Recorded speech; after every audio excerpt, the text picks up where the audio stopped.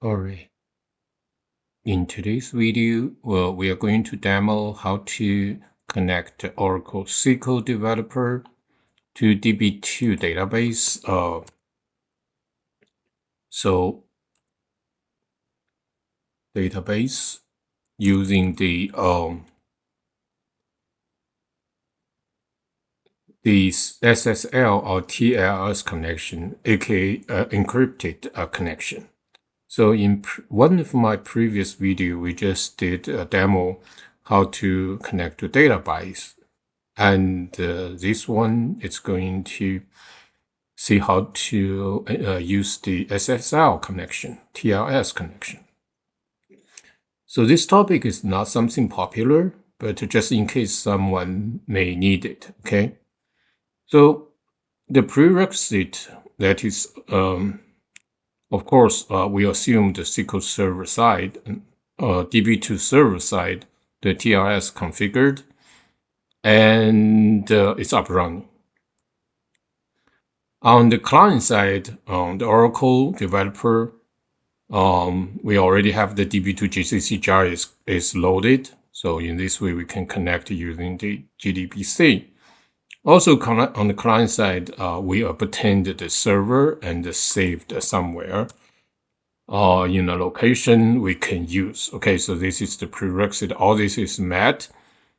And then to connect, this is what we're going to use. So I learned this by Google search, so we'll see how this can be accomplished.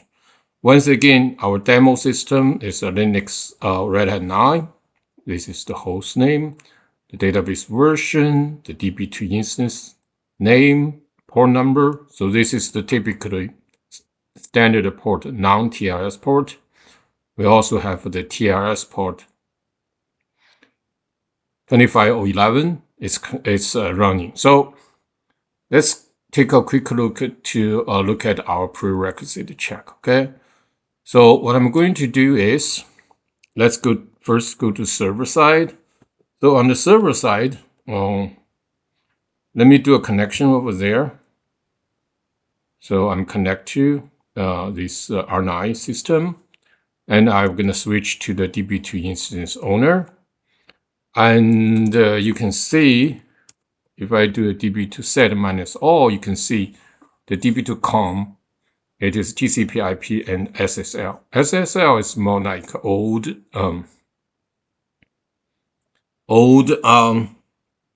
term. Now it's more popular called TLS. Okay. And also, if we see the db2 get dbm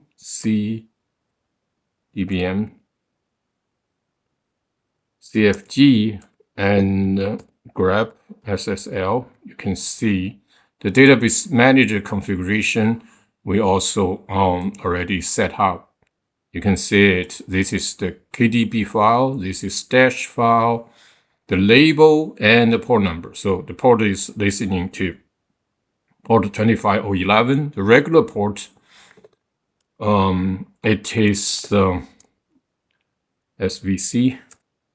The regular port, it is this one. So this is actually, if you see the ETC, they defined on the ETC services, okay?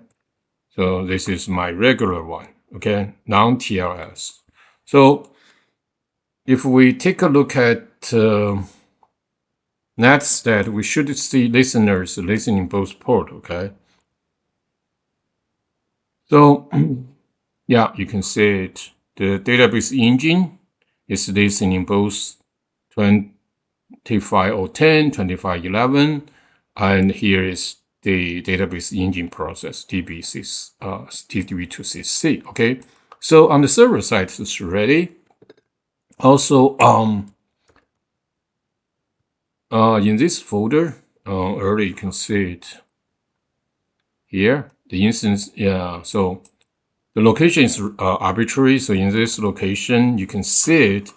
There's a few files. Like those are the files when you create the KDB. This file is actually the certificate. Okay. we can see it. This is the certificate. This certificate the database administrator can give to the client to use, or the people can just use OpenSSL to get it as well. So either way. So this is on the server side. So I'm going to exit on the server side and return to the client side. So on the client side, as we see, this is my SQL developer. Right now there's nothing. So if I make a connection, you see for Oracle, there's lots of connection choice. Like, this is the authentication type. This is connection type. You can see there's many things you can do, okay? So, however, because this demo we are on Db2, the Db2 you have very limited choice, right? So, so now let's do a quick demo. So I'm going to demo to connect using the non-TLS port. So in this case, I'm just pick up a name, whatever name is fine, just indicate, okay? So let's see, called R9, now TLS. Okay, so for this one, so we're going to use the Db2 inst owner for this case, Db2 inst 1. So the remote is R9. You can use IP or fully qualified domain name. And the port, as we see, we're going to use 010. So the database, I'm going to use S2. So that is the database on that. Let me go back to that. We can take a quick look. So Db2 list the DB directory. Okay. So on this server, we have two databases. One is called S2, another sample. So I'm going to just connect to this sample S2 database, and that's test. You see, for ordinary connection, it's successful, right? We don't need a certificate. So let's just connect. That is, we already demoed in the previous video. So now we are going to connect a new connection. So this one, we're going to call it R9. Let's see, call it TLS. And then we pick up Db2. Once you pick up, there's no much choice for us to choose, okay? So we're still going to use Db2 inst 1, and then the password. So remote, it's R9. And we know to connect, we're going to use the TLS port. That is 25011 in my case. So let's connect the same database. And there's nowhere for you to specify the certificate file or specify the key store, okay? So we test connection, it says it's not successful. So after some Google search, so it is actually, turns out, it is going to be the same syntax for JDBC connection. And so I'm going to just key in those things. The first one we're going to use called, you tell the client server, I'm going to use SSL connection, okay? So that is true.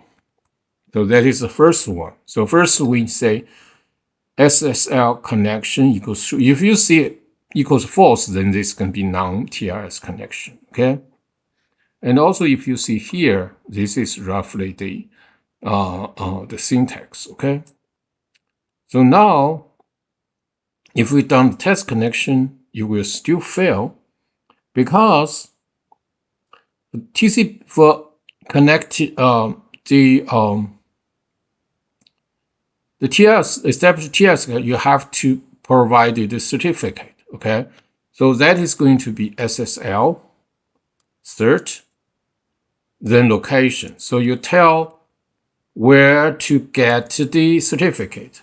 In my case, I put the certificate into a location under my C drive, and I call it ini.arm. So arm is typically semicolon. It's typically the IBM calls it ini. Let's take a look. Okay, so let me add a local. So if I go to the local, I think I better do this way. So in this way we can compare. Okay. So let me go to the local.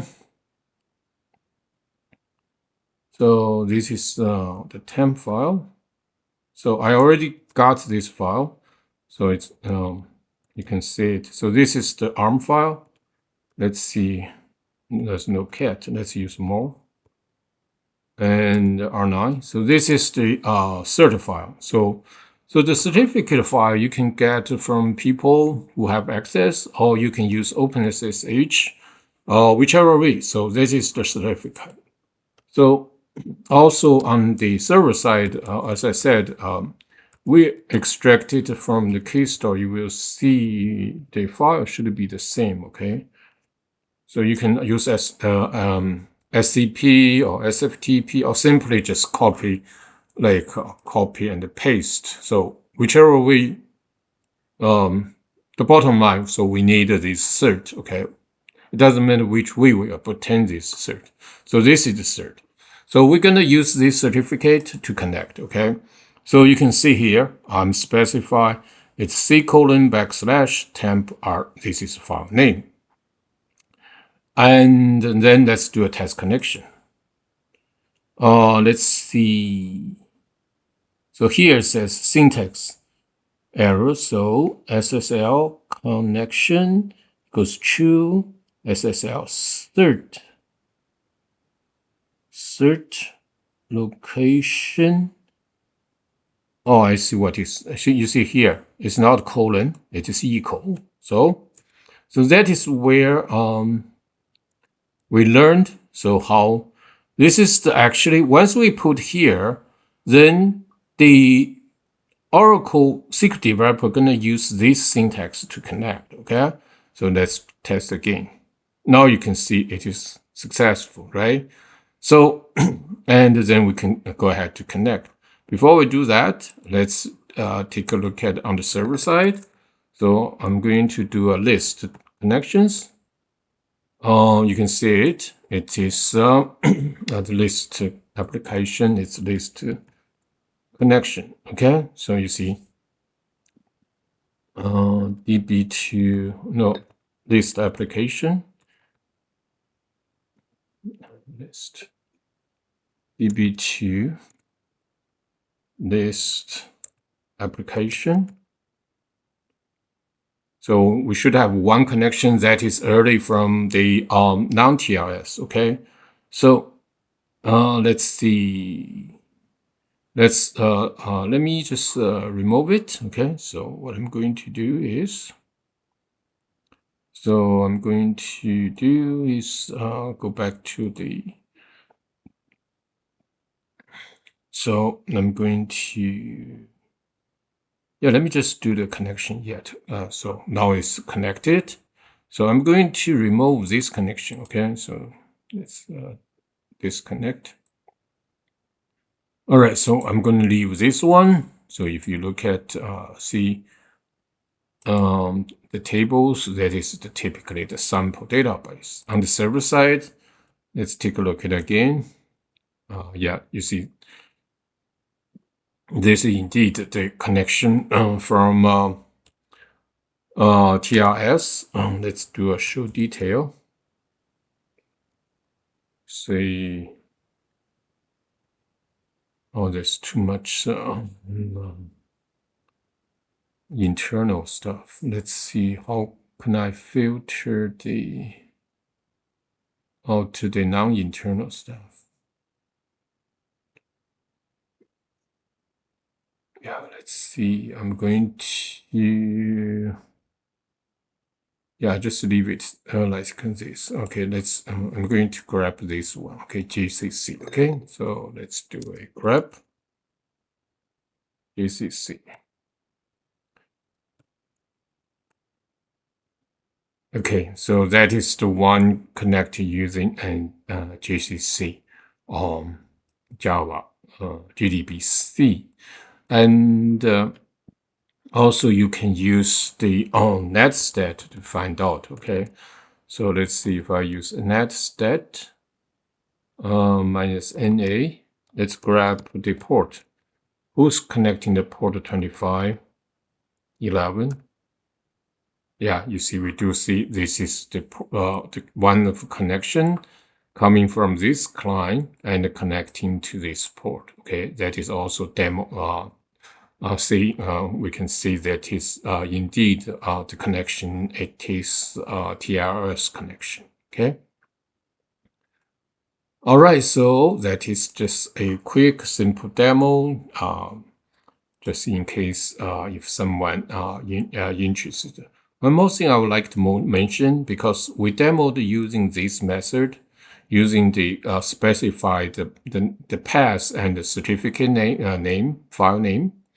We can also do using this one called SSL store location. So this is the key store on the client side, and you specify the key store and also like probably key store password here, and you insert those certificate into the key store. So in this way, you can have a centralized location and can support many users and for many database connections.